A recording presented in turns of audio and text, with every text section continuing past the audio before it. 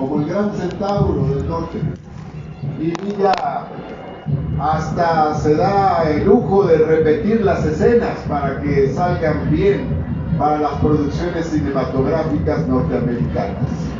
Quiere decir que tiene conciencia de la referencia en la que se está convirtiendo como un revolucionario. Villa no solo es un militar, sino que también llega a ser gobernador de su estado. En esos lapsos transitorios extraordinarios, y se pone a hacer escuelas, a construir escuelas. Su intuición le dice que hay que hacer escuelas. Él no es un hombre ilustrado, por el contrario, no es alguien que haya tenido una educación formal, consolidada, pero sabe que hay que hacer escuelas y se pone a hacer escuelas, decenas y decenas de escuelas por todos lados. En la lucha contra Victoriano Huerta se van acercando esos ejércitos del norte al centro del país, y hay un punto de encuentro fundamental entre Villa y Zapata. Zapata viene dominando el sur, Villa viene dominando el norte. Hay un momento en el año de 1914 donde los ejércitos campesinos dominan prácticamente todo el territorio nacional.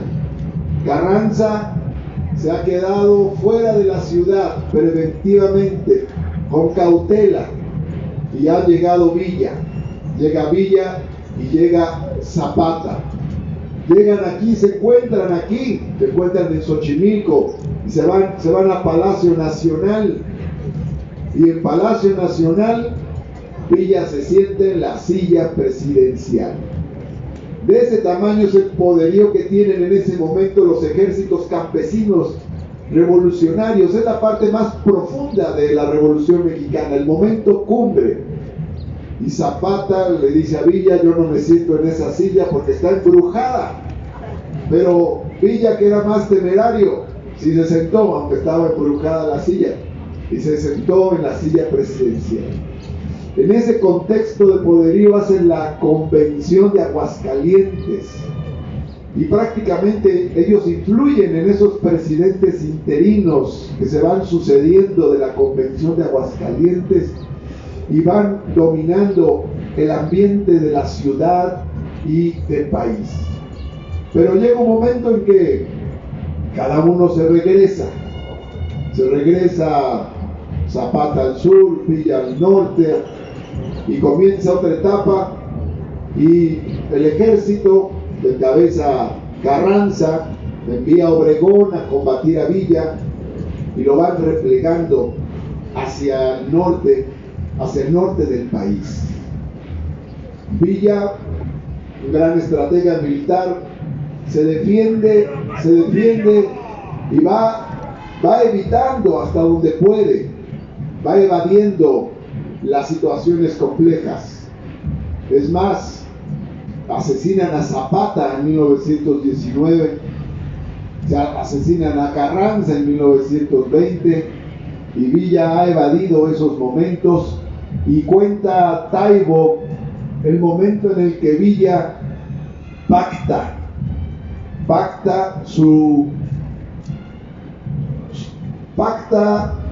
un armisticio. Hay un momento en que dice: este es el momento, y encuentra a Villa cierta tranquilidad en un rancho durante un periodo hasta que es asesinado en 1923. Pero también en el transcurso pues hay aspectos críticos que se critican aquí en el libro. Por ejemplo, el tema de la xenofobia contra los chinos que ocurre en la Revolución, y el villismo no es ajeno a esto. Ahí hay una crítica importante. Y luego también está esta cuestión de Villa, que se casaba en todos lados. Dice Taibo que, bueno, él documenta que llegó a casarse 30 veces sin divorcio de por medio. No estaba mal las 30, el problema es que no se divorciaba antes. Y no obstante, en su recorrido por el país era adorado. Algunos decían que, bueno, había otra lectura, decían que Villa le cumplió a todas, pero bueno, es parte de esos pasajes críticos que también vienen en esta obra, en este libro de Paco Ignacio Taibo. Pero Villa es también, se dice, el único mexicano que ha invadido Estados Unidos, porque Estados Unidos ha invadido a todo el mundo y a México le quitó la mitad de su territorio, pero Villa tuvo un momento de oportunidad de internarse en los Estados Unidos y de regresar vivo a México para contarlo. Y además, pues no murió de eso, fue por los ajustes internos aquí de la política mexicana. Pero Villa tiene, junto con Zapata, ese halo de ser un héroe popular. Muchos de nuestros héroes se forjaron y se educaron en ciertas élites intelectuales y tienen el mérito de haberse desclasado y haber caminado con las masas populares. Zapata y Villa vienen totalmente desde abajo. En algún sentido Villa todavía más, porque Zapata tenía un tejido social al cual pertenecía, Villa prácticamente no. Entonces tiene ese gran mérito que nos sigue llenando de asombro. ¿Cómo llegamos a la admiración histórica por Villa? ¿Cómo es que aquí se encuentra este monumento a Villa, como en muchos otros lugares del país? No fue fácil tampoco. Villa prácticamente era objeto de una defenestración en las propias filas revolucionarias, sobre todo por los carrancistas. Aquí nos cuenta Taibo cómo algunos de los voceros del régimen revolucionario, ya como Marte R. Gómez u otros, no bajaban a Villa de ser un bandolero, de ser un asaltante. Marte R. Gómez dice, es un asesino, en fin. Y entonces, que haya llegado a ser reconocido como un héroe nacional, todavía fue una de las batallas que ganó Villa después de muerto, como el Cid Campeador, la batalla de su reconocimiento histórico. Por eso, de la Revolución Mexicana, recordamos a muchos dirigentes. Fue muy rica en liderazgos, a los hermanos Flores Magón y otros anarquistas verdaderos que caminaron con ellos. Recordamos también a Madero, que fue un hombre consecuente con la democracia, y recordamos a muchos otros, pero también tenemos siempre presente que de la Revolución Mexicana emergieron dos grandes liderazgos campesinos populares, referencia de hombres que nunca renunciaron a sus principios, que nunca se corrompieron, que nunca se vendieron y que dieron incluso su vida por aquello por lo que luchaban, especialmente por los más pobres de este país en aquella coyuntura. Y sin Villa y sin Zapata no se explicaría la Constitución Social de 1917. Cuando los juristas decían, en la Constitución no puede haber derechos sociales, solo puede haber derechos individuales y la parte orgánica del Estado. Entonces irrumpieron constituyentes como Francisco J. Mújica, que dijeron, sí, ahí va a estar el derecho a la educación, el derecho a la tierra y el derecho al trabajo. Pero eso no hubiera sido posible si no estuvieran los ejércitos de Villa y de Zapata movilizados en 1917, al mismo tiempo que sesionaba el Congreso Constituyente en Querétaro entre 1916 y 1917. Por eso, con mucho gusto vengo el día de hoy a acompañar mi gran amigo Paco Ignacio Taibo, a quien admiro y quiero mucho por esta gran aportación que hace al gran movimiento de transformación de México, y con él y con todos ustedes puedo decir con mucha convicción: ¡viva Villa, cabrones!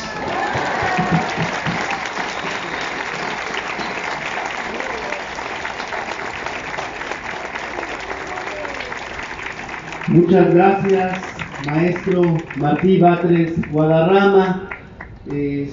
Muy amplia la explicación, muy amplio el contexto, muchísima información.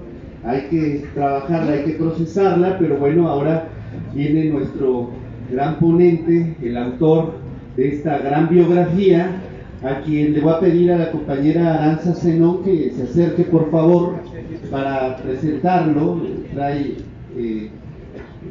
Investigamos un poco, es muy larga la biografía de Padre. Sí, hazla breve, por favor. Buenos días. Es un gusto presentarles al incansable activista social, historiador y autor de las biografías de Pancho Villa, Tony Guiteras y de las más leídas sobre el Che, así como más de 70 obras en distintos géneros literarios publicadas en 28 países. Algunos de sus libros han sido mencionados entre los libros del año por The New York Times, Le Monde y Los Angeles Times. Ha sido merecido 3 veces el Premio Internacional Dashiell Hammett a la Mejor Novela Policíaca, el Premio Francés 813 a la Mejor Novela Negra Extranjera Policíaca, publicada en Francia, el Premio Bancarella en Italia al Libro del Año y el Premio Nacional de Historia de Lina.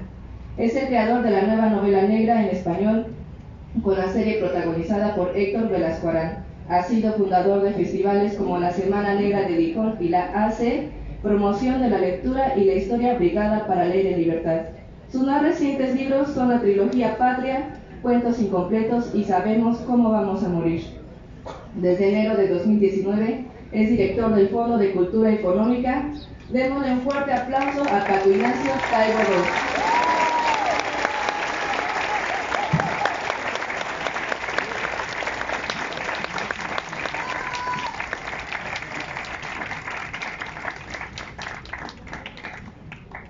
El problema con Villa es que no te lo acabas. O sea, una vez que empiezas y empiezas a investigar, entras en largos debates internos, leyendas negras contra Villa, que sufrió la mayor cadena de leyendas negras que un revolucionario haya sufrido en este país, a anecdotarios, testimonios contradictorios que tienes que enfrentar y resolver. Y es que es interminable. Y pues tendrán 900 páginas porque me fui breve, porque si no, todavía seguiría escribiendo historias de Villa y el villismo, porque es apasionante. Es absolutamente apasionante la figura de Villa, en sus riquezas, en sus contradicciones, en sus historias. En 1910, Abraham González, el más maderista de los maderistas, que sería luego ministro del gobierno de Madero y organizador de la revolución en Chihuahua, una vez que queda claro que Madero no va a poder atacar desde Veracruz, sino que va a ser la ruta del norte para combatir la dictadura porfiriana, Abraham González se juega una carta peligrosa, complicada, conflictiva, que es convocar a una serie de maderistas, magonistas, ex-magonistas, convocarlos para organizar la revolución en el estado de Chihuahua. Abraham es otro personaje digno de una novela y de una historia apasionada. Es el primer ideólogo de la izquierda maderista que propone instantáneamente, desde sus primeros discursos, el voto femenino. Habrían de pasar 50 años hasta que se lograra. Es un personaje que equipara al porfirismo la dictadura zarista y hace estudios diciendo igual allá que acá. Es un cuate que dice hay que nacionalizar los tranvías. O sea, es una mezcla de proyecto social, sensibilidad política y convocatoria para una revolución que tenía que ser armada. Una vez que se cerraron las puertas electorales para el maderismo, no había otro camino que la lucha armada. Y Abraham se la juega, porque convoca a todo tipo de gente. Entre ellos, una noche, tiene una cita con un bandolero, que cree que puede ganar para el lado de la revolución. Van a solas, Abraham y este bandolero, llamado en esos momentos Pancho Villa, originalmente Doroteo Arango, ha cambiado 9 veces de nombre desde su original Doroteo Arango. Tiene más de 35 años, de los cuales fácil 25 son de bandolero. Ha vivido fuera de la ley, robando vacas, robando ganado, asaltando dirigencias, bandolero, y es buscado por la justicia de 3 estados, de Sinaloa, de Durango y de Chihuahua, con diferentes nombres. Y recibe la convocatoria de Abraham, se sienta en un cuarto y de repente se va la luz. Cuando la luz vuelve, Abraham descubre sorprendido que tiene enfrente a uno ensarapado con sombrero, porque no se lo quita nunca, y es una de las características de Pancho. Vivió con el sombrero puesto, los sombreros, no el sombrero, y que tiene el zarape levemente abierto y lo está cañonando con una 45, pensando que ahí le pusieron un 4 a Villa, porque Villa está vivo gracias a la desconfianza. No sobrevives 25 años de bandolero, sino es porque tienes un detector de mentiras y una habilidad para desconfiar. Abraham, ¿qué le va a decir a Abraham? No hay actas de esa conversación, ninguno de los personajes la contó. Tenemos que suponer cuál fue el discurso de Abraham y cuál fue la respuesta de Pancho Villa. El discurso de Abraham es: Pancho, llevas 25 años peleando, pero estás peleando mal. Estás peleando contra los rurales, estás peleando contra la acordada, estás peleando contra los varones de la tierra, contra la injusticia, contra los grandes asensados. ¿Contra qué estás peleando? Estás peleando contra el sistema. Ese sistema de explotación, injusticia, abuso contra los pobres. ¿Cómo lo logró? Vale usted saber. El hecho es que a partir de ese momento, Villa era de una gran consistencia en que lo que decía lo hacía. ¿Sí? Se suma al maderismo. Y de ahí empieza una segunda parte de su vida, donde incorpora a la sabiduría de la resistencia del bandolero, la sabiduría de su origen, su condición social. Había sido en los ratos que no fue bandolero, fue conductor de caravanas, fue entrenador de gallos de pelea, fue carnicero, fue minero, fue preso varias veces. Y esta sabiduría que hace crecer en un ambiente inhóspito, rudo, jugándose la vida y debiendo varias vidas por ahí, por el camino, lo va a convertir en uno de los dirigentes claves de la revolución en el norte. Cuando Villa, después de los primeros enfrentamientos, Madero ingresa al país, logra encontrarse, lo ve de lejos y Villa se espanta, porque el Madero que ve de lejos es chiquito, chaparrito, y lo tiene que ayudar a subirse al caballo. Su madre, maravilla, que vivió a caballo toda su vida, lo cual es una injusticia, porque Madero lo están ayudando a subir el caballo porque tiene una herida en la mano, producto del combate en casas grandes. Pero Villa no sabe, el único que ve es un chaparrito ahí, que se sube al caballo, que lo ayudan a subirse al caballo. Pues el espanto debe estar potente, porque luego además Madero comete el error de invitarlo a cenar.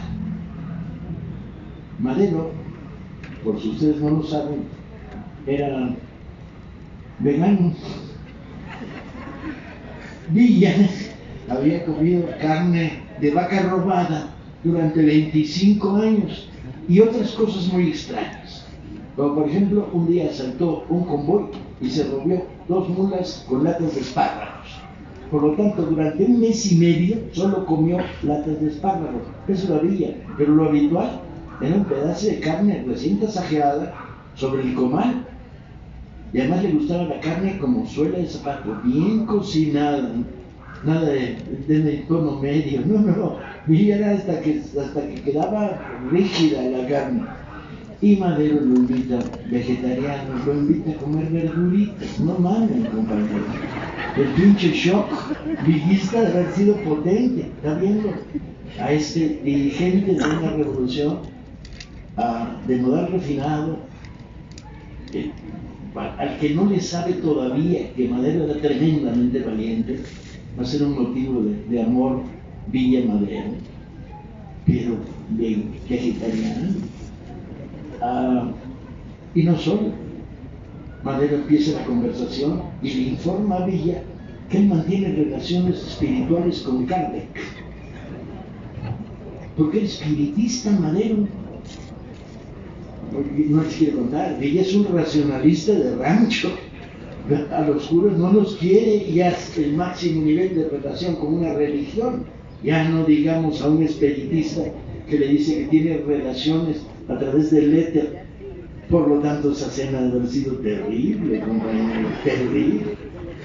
Sin embargo, un día después, Villa oye hablar a Madero. La foto es muy buena porque Villa tiene la boca entreabierta, así como yo cuando después de una foto me agarro al final de un acto, me queda la boca levemente ladeada. Bueno, Villa está oyendo embobado, porque el detector de mentiras que trae, que ha adquirido como bandolero, le dice, este parte sea de veras, lo que dice lo quiere, lo cree. Y lo voy a oír en otro par de discursos muy buenos de Madero, muy buenos. Uno donde Madero hace remembranza de la batalla del 5 de mayo, y Villa va a quedar convencido de que el chaparrito, ¿sí?, es de veras. Y de ahí nace una relación de fidelidad absoluta, a pesar de que Madero, durante una etapa de la vida de él y de Villa, lo va a dejar tirado. Aún así, Villa entonces forma parte de los primeros contingentes de revolucionarios de Chihuahua que en 1910 se alzan como champiñones a lo largo de años en todo el país.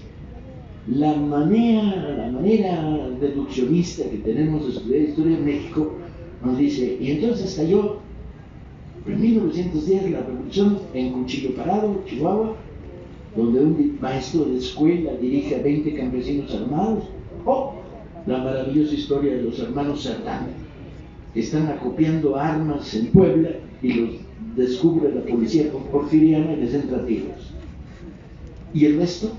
No, el resto son 200 microlevantamientos por todos lados, ¿sí? En San Luis Potosí, en la Sierra de Puebla, en las carreteras de Durango, en todos lados. Y en este flujo se va generando el primer ejército maderista en el norte. No sin contradicciones. Madero tiende más a la negociación política y Villa a partirse los hijos, lo más rápido, lo más eficaz y lo más violentamente posible. Fíjense que las fotos de la época te registran a un Villa que trae más cananas bueno, sombreros de luego, pero más cananas que las que puede cargar un humano, doble usada, 12 en la cintura y balas en el bolsillo y un morral lleno de balas sueltas. ¿Por qué? Porque el primer ejército maderista es un ejército que no tiene intendencia, no hay vagón con las armas, no hay retaguardia, no hay enfermería, no hay nada, hay combatientes de primera línea. Y el combatiente de primera línea trae lo que puede usar para vivir y disparar. Y ni modo, ahora regreso. Pues este Villa, que empieza el cerco de Ciudad Juárez, se cruzaba la frontera caminando. La frontera era una cosa permeable. laxa, nada rígida. Y cuando empiezo a seguir las huellas de las caminatas de Villa y Orozco, mitad del cerco de Ciudad Juárez, descubro los testimonios que hay de la época y descubro que iban al mismo lugar.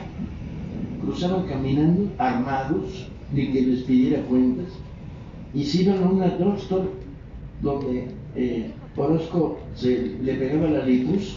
Orozco siempre fue fuerte bebedor de alcohol, pero Villa pedía una malteada de fresa.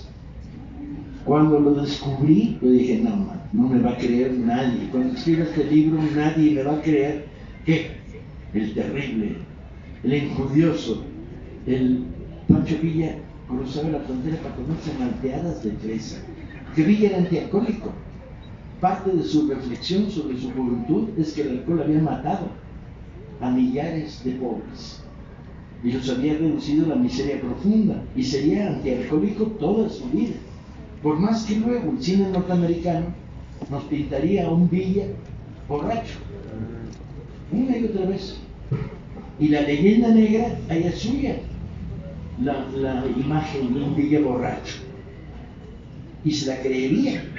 Y luego algunos historiadores de esos que debían tocar la flauta y la tambora y no hacer historia por mediocres y reaccionarios tarados, como Martín Moreno, dice, y Villa bebía porque al final de su vida bebía alcohol. Y pues, ¿este güey de dónde lo sacó? Lo sacó de mi libro, donde cuento una microanécdota, que es que Villa en los últimos años de su vida siempre sufrió de cólicos estomacales, probablemente de estreñimiento crónico, ¿sí? Y entonces este Villa bebía, bueno, lo que Villa bebió con los últimos años de su vida era de vez en cuando una copa de anís, por lo mismo por lo que los niños toman té de anís para los cólicos estomacales, y escribía sus cartas a Raúl Madero, que vivía a unos decenas de kilómetros de donde él estaba encerrado en Canutillo, explicándole por qué de vez en cuando le tomaba una copa de anís para evitar los cólicos estomacales. Y de eso Martín Moreno saca la idea de que Villa era alcohólico, influido más que nada por el cine norteamericano. Pero no solo, la leyenda negra está construida sobre mentiras y falsedades. En un artículo de 50 y tantas páginas de Martín Moreno sobre Villa, en un artículo de 20 y tantas páginas de Martín Moreno sobre Villa, necesita 52 veces a mi libro. ¿Y qué hace? Dice lo contrario a lo que yo digo. Este güey, ¿qué libro leyó? Estaría tomando nota de baja calidad, porque dice lo contrario. O sea, usa como fuente explicaciones más o menos minuciosas y detalladas para luego decir lo contrario. Porque la leyenda de anti-Villa está viva. Y está viva de maneras la más loca que quieran, ahí está. Por ejemplo, durante un tiempo, las comunidades pro legalización de la marihuana norteamericana publicaban una foto de Villa liando un carruaje. Y tú dices, ¿de dónde lo sacaron? Que lo que está liando es marihuana. ¿De dónde se lo inventaron? Y cuando sigue esta ruta, Villa fumaba muy rara vez, en los últimos años de su vida, un cigarro una vez al mes o así. También en las cartas y en la correspondencia con Raúl Madero lo cuenta. Y estaban liando tabaco de hoja en papel periódico. Pues podrá parecer un carrujo, pero ¿de dónde? Y no, Villa está a favor de la legalización de la marihuana, a su madre.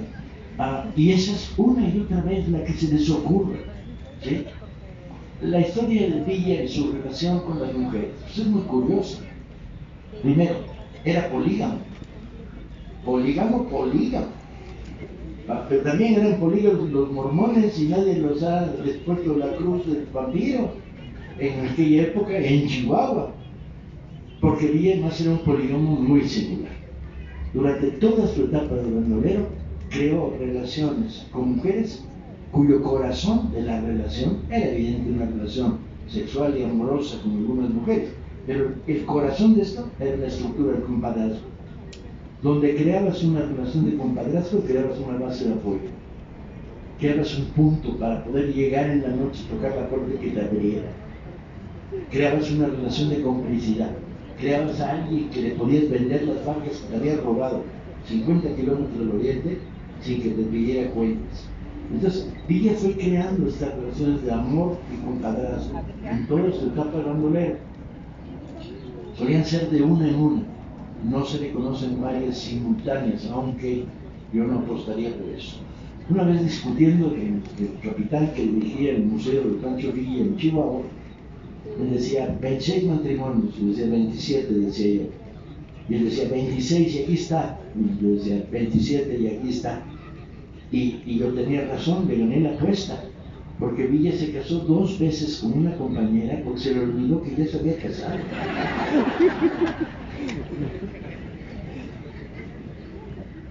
Nunca dejó votar a un hijo, eso hay que reconocérselo en virtud de su relación, ¿no? Siempre trató de hacerle llegar alimentos, comida, y sobre todo su gran preocupación era que sus hijos siempre se educaran, tuvieran acceso a la escuela que él no tuvo de niño, de adolescente y de primer adulto. Era machista, pues no sé, con los parámetros de hoy, pero ¿cómo vas a medir la revolución de 1910 con los parámetros de hoy? ¿No? Le gustaban las bodas, sí, un chingo. Y decía que lo mejor de las bodas era bailar hasta sacar tierra del suelo. O sea, su concepto del zapateado estaba clarísimo. Y de a 10 y 12 horas bailando. ¿Sí?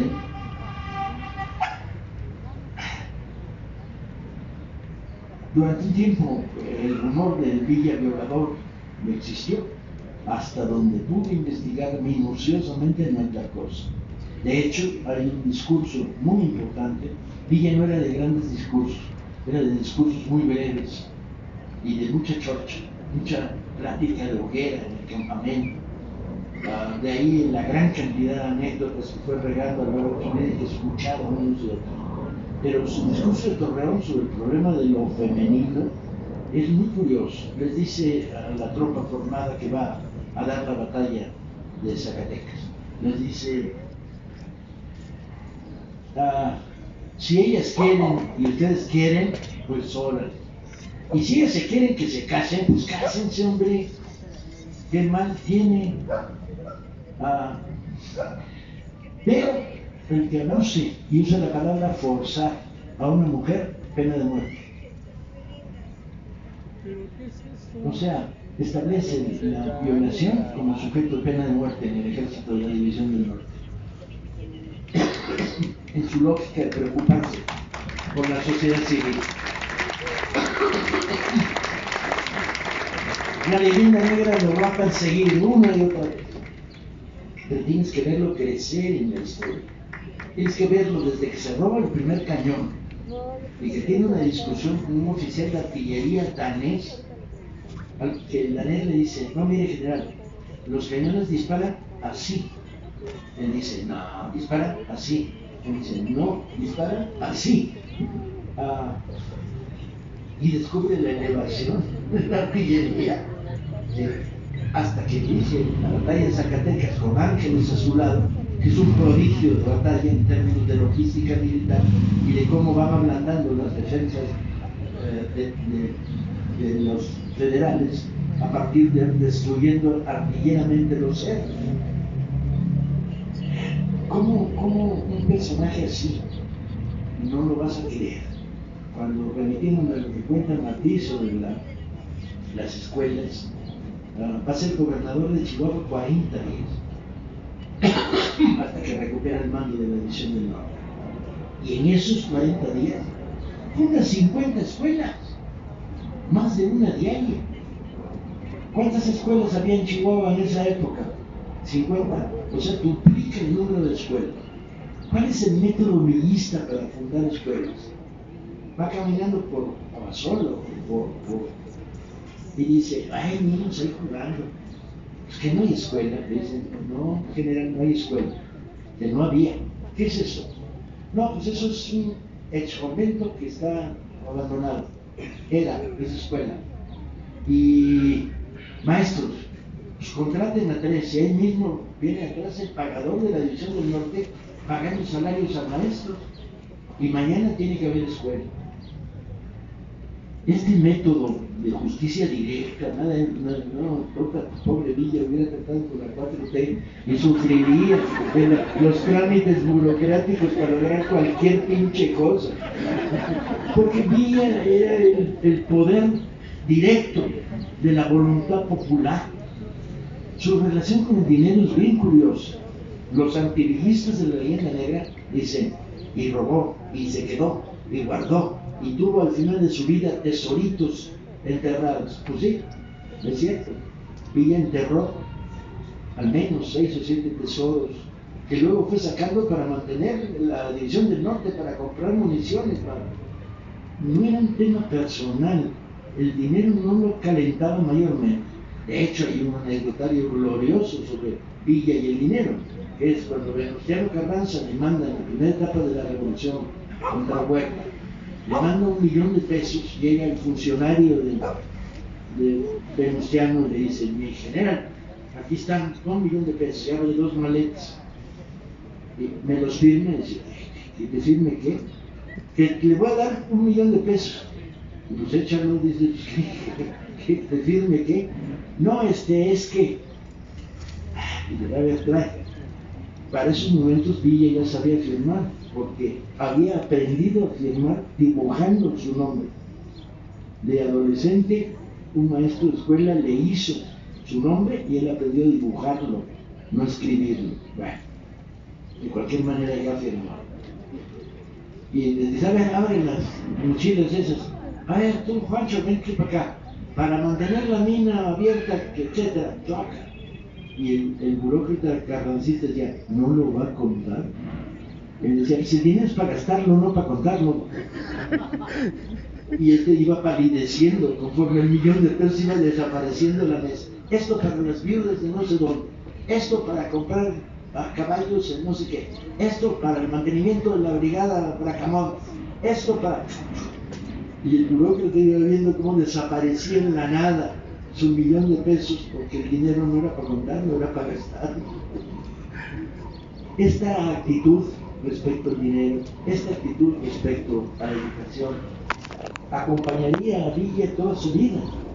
Cuando se retira y se establece en Canutillo, lo primero que hace es fundar una escuela.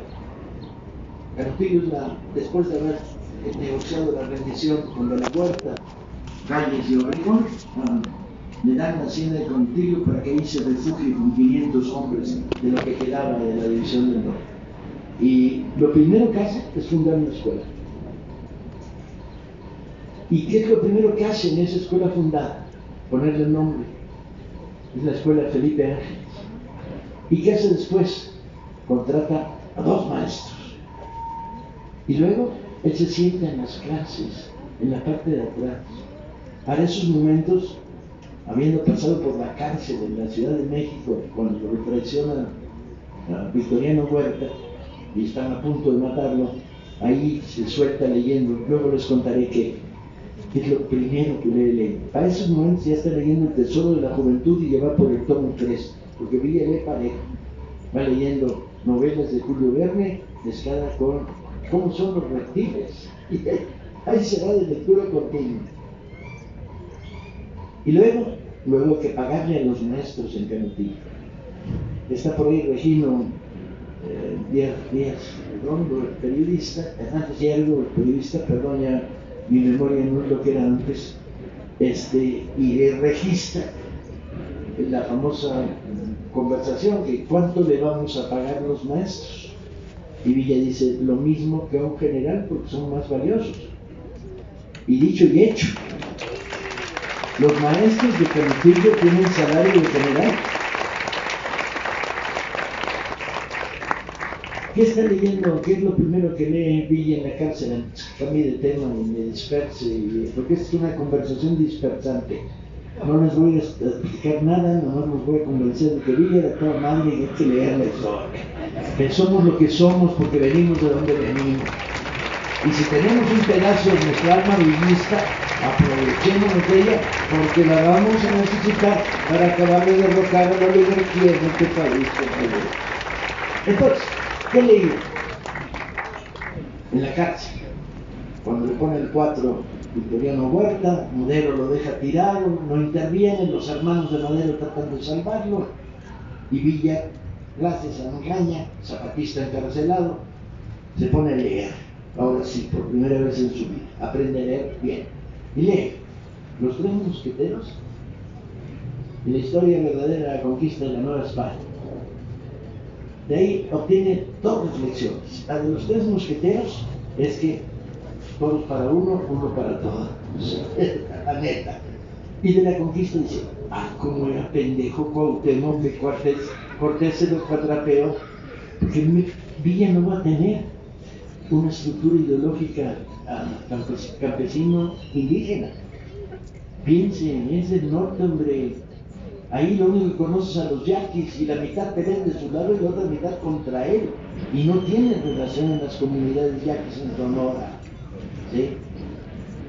Cuando viaja por primera vez hacia la Ciudad de México, las primeras vacaciones que toma en su vida, ya siendo coronel del ejército maderista, al que han despedido de su chamba, porque los irregulares Madero no los quiere y se queda con la estructura del ejército porfiriano,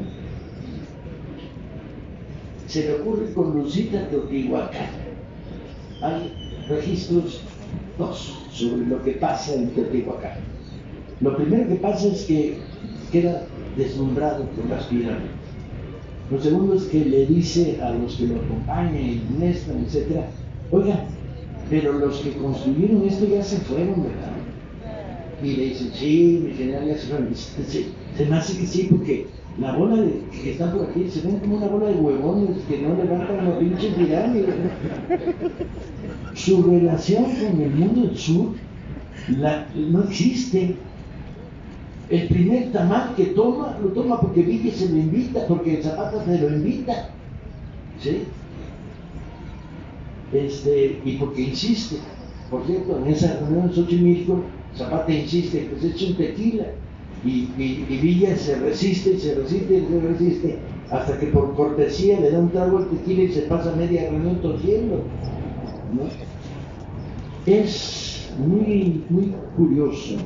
¿Cómo no vas a querer a un personaje de entraña popular tan profunda como esta, que hace justicia salomónica y que tiene detrás de sí la sabiduría popular y la vocación de nunca traicionar al pueblo, de estar del lado de lo popular?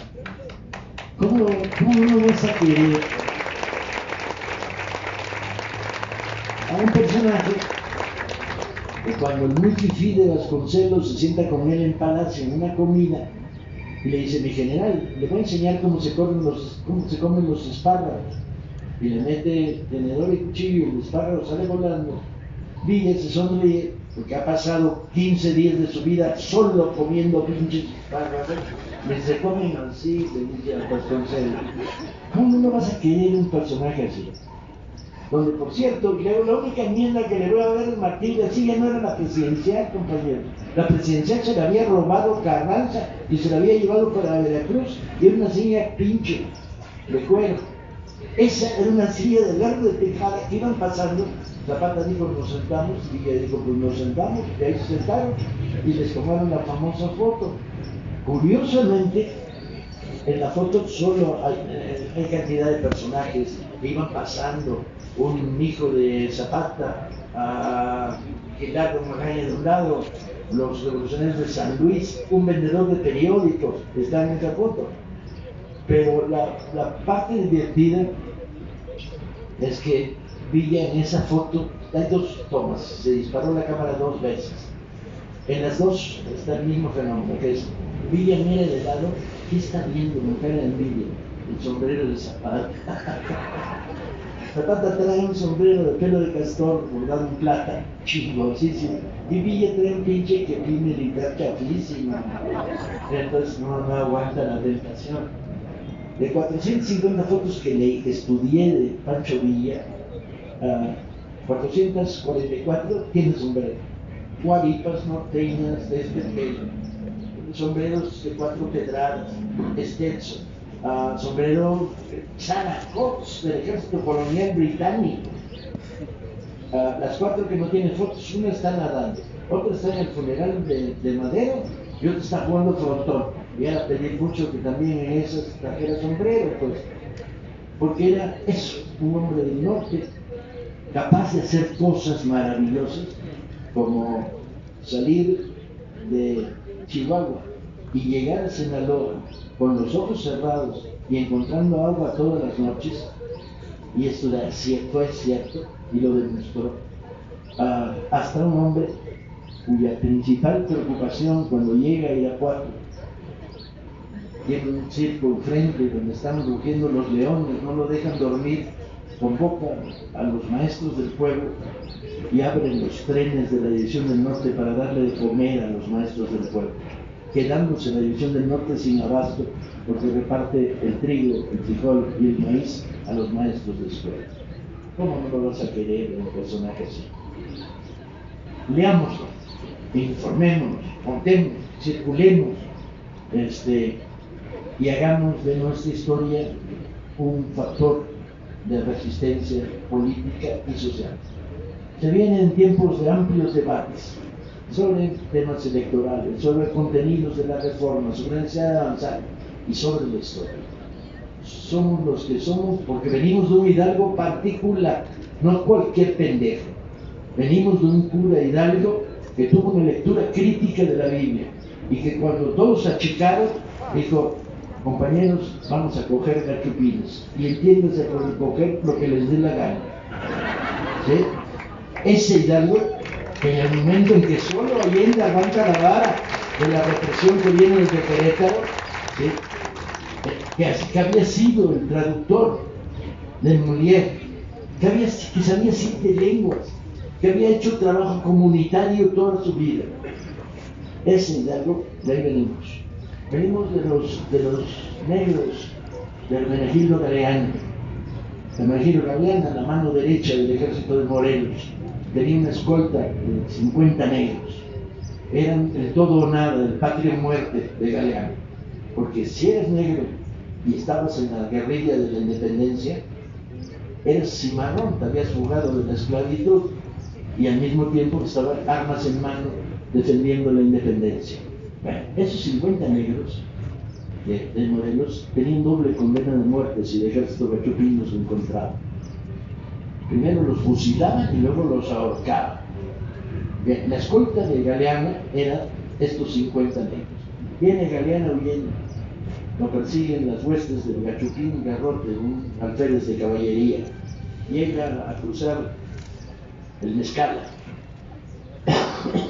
se baja, tiende la hamaca, le dice: manden un propio a hablarle a los bravos para que nos hagan fuertes. Y les dice a su escolta: muchachos, métanse a nadar. Ahí van los 50 negros encuerados, en los bajitos del río Mezcala, clavan el machete en la arena y se van ahí las cabecitas, idílico movimiento, el agua les da las vueltas, ¿no? Y en ese momento, la caballería de los gachupines, órale, y se levantan 50 negros encuerados, machete en mano, y los gachupines se cagaron con ellos, a pronto, ¿sí? La imagen de 50 negros encuerados, machete en mano, que sale de las aguas, se cagaron y se replegaron. Y llegaron los refuerzos de los hermanos Bravo y los persiguieron hasta Chilpancingo. 30 años después, 300 años después, la historia se sigue contando. Llego a las márgenes del Mezcala, me recibe un campesino, resulta que no es un campesino, sino es un maestro de escuela, le cuento qué ando haciendo y me dice: no, pues no es aquí, es allá. Me hace caminar 600 metros más porque el río curva así y antes curvaba así, y ahí estaban los negros y ahí estaba la hacienda. Se sabía toda la historia completa. Y de repente le digo: ¿cómo se cuenta aquí la historia? Y dice un joven: ja, ja, ja, ja. Me dijo: puta, me tocó el tonto del pueblo. No, ja, ja, ja, ja. Digo: pero ¿se sigue contando esta historia 100 años después, 150 años después? Me dice: sí, pero somos muy léperos.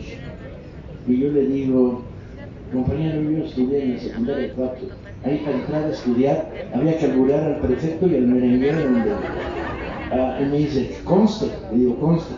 Y dice, pues es que aquí se dice, el oficial de la caballería Cachupino se apellidaba Garrote, y aquí se dice, de garrote a garrote nos los chingamos. Fíjense la formulación, que es bien interesante. No es de garrote a garrote, ellos, los negros de Galeana, el Galeana se lo chingó. No, nosotros nos lo chingamos. Eso se llama memoria histórica. Y eso es fundamental. Porque ¿de dónde venimos? ¿Venimos de qué? ¿De Dora la Exploradora promovida por la televisión? ¿O venimos de los negros de Galeana, compañeros? Está claro, pues, ¿no? Muchas gracias.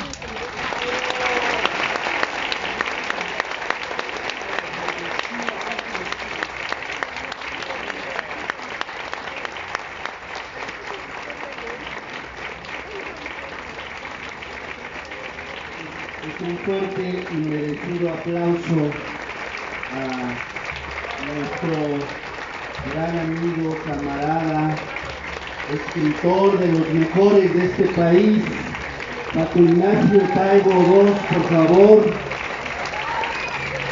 Gracias por estar aquí. Maestro Martí Batres, Guadarrama, quiero comentar que está la compañera Norma Márquez, que es el enlace con Paco Ignacio Taibo, un aplauso para ella. La compañera Pérez Solís, Duri, Clarisa, Viridiana, Adriana Correa, Aranza Zenón, Javier Hernández, los comuneros de la Candelaria, están los compañeros de Benita Galeana. Bueno, no terminaría de mencionar a los vecinos de Benito Juárez, que por cierto, tengo que decir que nos llamaron más de 100 vecinos. Pegamos cartelitos y le reservamos su lugar enfrente. Tenemos esa organización, esa cortesía. Un fuerte aplauso para ellos que se tomaron el tiempo para escuchar a nuestros ponentes. Hoy hay una dinámica que le quiero pedir a Norma Márquez que nos ayude. Sí, no se vayan porque vamos a proceder a la rifa que tenemos. Fíjense que al principio pidió que pusieran en unos papelitos sus nombres. Entonces, vamos a tratar de organizarlo con la rifa, ¿no? A ver,